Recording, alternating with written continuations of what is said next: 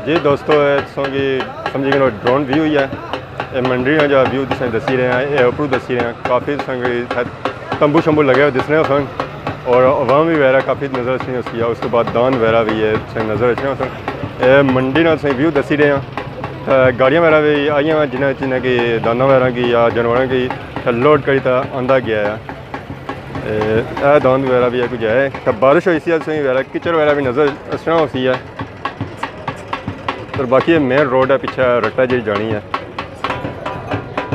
इधर main road है जुमान चौक से जी अगे चुंगी वाली साइड जानी भी है। पुलिस वगैरह पीछे नज़र अच्छी सी गाड़ियाँ उन्हें जे रही इधर मोइना वगैरह करी रही हैं मंडी ना कि इतने कोई लड़ाई वगैरह या इस तरह कोई सिस्टम तो नहीं है।